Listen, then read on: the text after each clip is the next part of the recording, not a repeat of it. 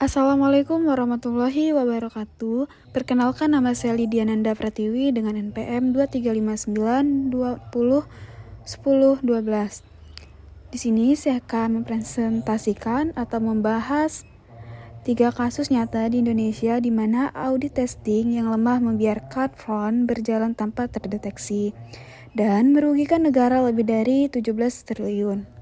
Apa itu audit testing? Audit testing adalah prosedur yang dijalankan oleh auditor untuk mengumpulkan bukti apakah laporan keuangan satu perusahaan bisa dipercaya atau tidak. Dan di sini ada risk assessment dan test of control, substantive testing, dan skeptisme profesional.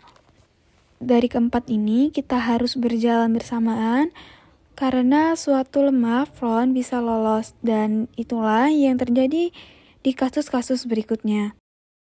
Tahun 2018, Garuda sedang dalam tekanan berat, yaitu merugi USD 216 juta. Lalu tiba-tiba dilaporkan keuangan tahun itu.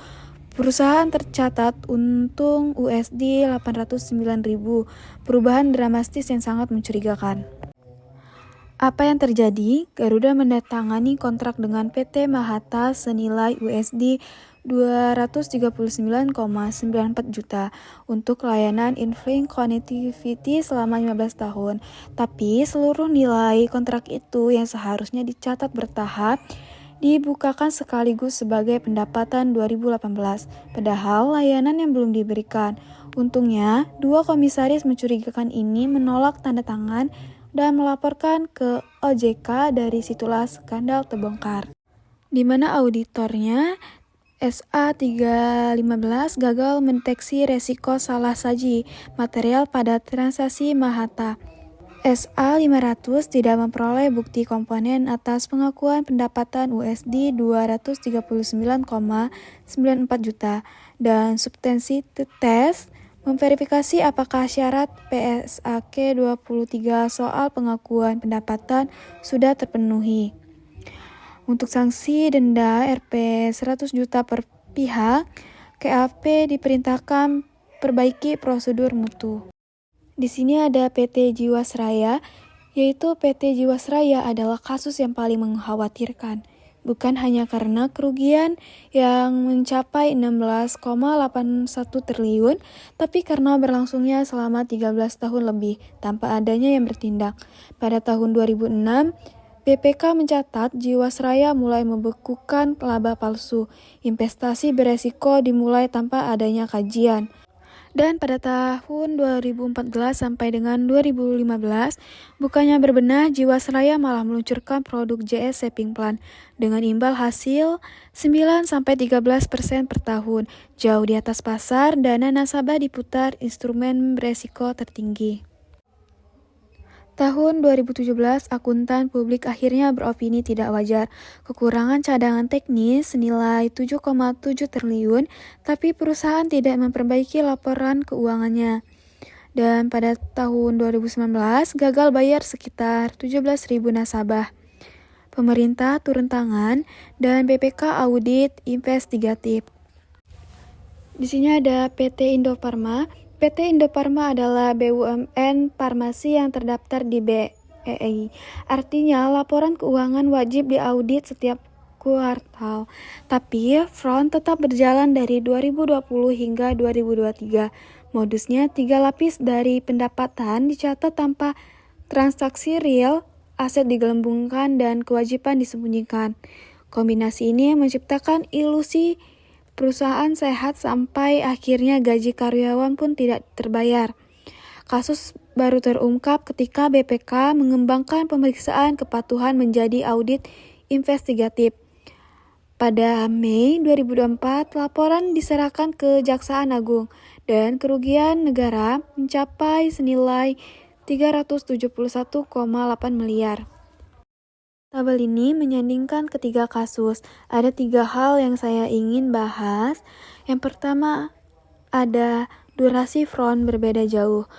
Garuda 1 tahun, Indofarma 3 tahun, dan Jiwasraya 13 tahun.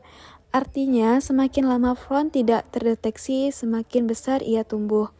Dan untuk yang kedua, jenis kegagalan audit yang berbeda. Garuda gagal di substansi tes dan bukti audit. Dan untuk Jiwasraya di firewall testing. Dan untuk Indofarma di test of the control dan analisis produk. Ini bukan suatu jenis masalah, ini adalah masalah sistematis di berbagai lapisan. Dan untuk yang ketiga, semua sudah diaudit, bukan berarti auditornya tidak ada.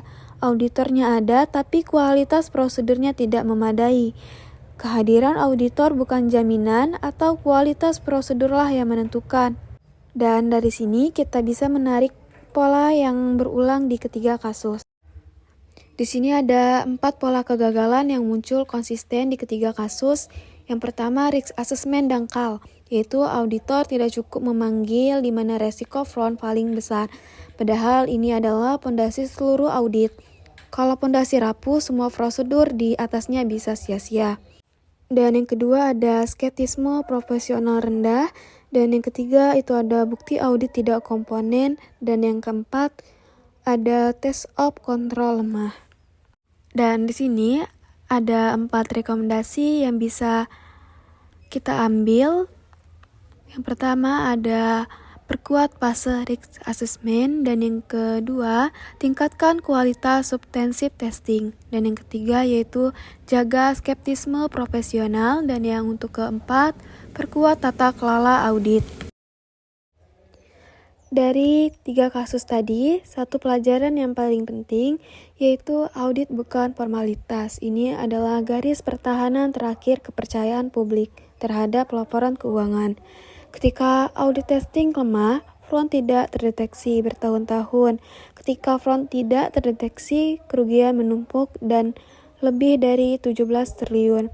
Ketika kerugian menumpuk, yang paling dirugikan adalah masyarakat dan nasabah, karyawan, dan pembayar pajak.